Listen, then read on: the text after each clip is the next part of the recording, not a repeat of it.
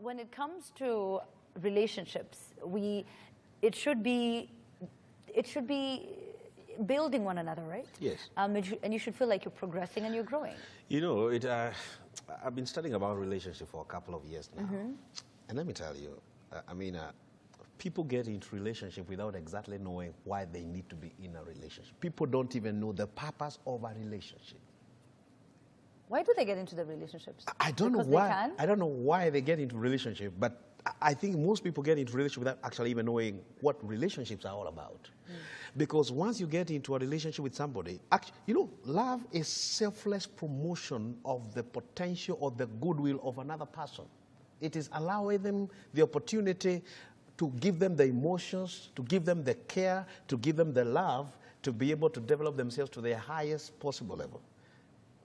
And then that is why we get into relationships, so that we can magnify our emotions together, so that we can leverage on each other's strengths and qualities. But most people don't do that. Yes. They don't do that. Yes. Yes. Let's talk about your partner. Yes. So we're married. Yes. We're dating. But we don't have the same level of ambition. So me, I'm focusing on my positivity, but you're not. I think that is one of the key undoing of people in life, because I think, personally, I strongly believe that you need to get a partner who share the same values and drive in life. Because if you don't, they will suck your energy and keep you down. They will pull you down.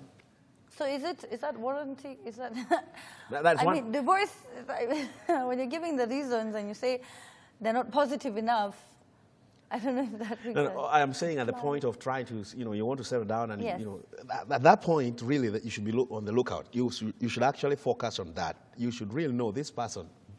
Do we agree in terms of values, drive, and aspirations in life? There has to be some level of congruence, some harmony in your beliefs and what you want to do. But if one of you is on this side of the world and the other one on this other side of the world, how will you work together? How will you stand?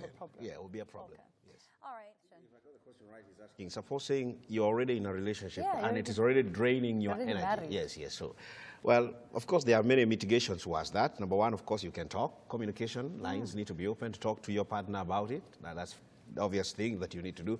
But also, if there is a serious problem about it, you would have to think about, looking for a counselor or a relationship expert, talking to them, and let them help you in that. Yes. Okay. I think it's not just about talking to your partner. Communicate. Yes. Communicate. Because this is your partner. After all, you made a choice to stay with this partner. Yeah. Yes. But sometimes you find out that, we talk about this all the time because we talk about relationships on the show, and you find out that you didn't ask the tough questions when you were dating. Very ask about unfortunate then. Yes. color, what you like eating.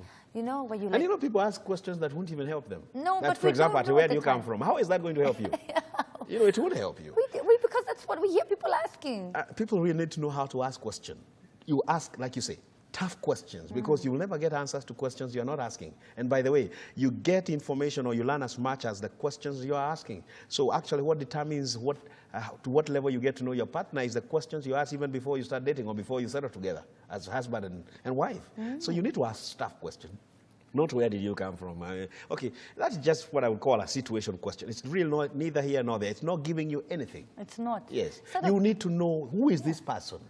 Who is this person? What do you believe about yourself? What do you believe about life? What are you here about to do? What exactly do you want to accomplish? What has been your greatest hurdle in life? Your greatest fear? What do you want to see yourself in 5 years, in 10 years? What do you want to do? What do you want to prove with your life? You need to ask these questions. What is your purpose in life? Yes. Do you know what that is?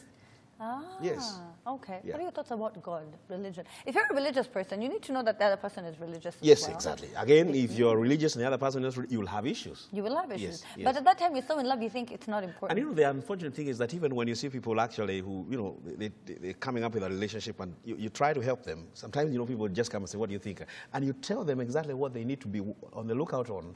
Most of the time, people don't even think about what you're telling them. They are so much in love, infatuated, they don't want to hear anything. At all. Yes, they don't. But guess what? Most of the times when they walk down the aisle, most of the time, you realize if you do not take your time to do proper ground check, you will have issues. And most of these relationships actually break up. Yes. And there's something important you mentioned. Why are you getting into this relationship? Exactly. Why are you getting into this marriage? Yes. It can't be because I'm old enough. Now I'm 30 for ladies. Now I'm 30, so I have to, come on. The clock is ticking. I need to go. Who said that you have to get married when you're 30? Yeah. I have seen people get...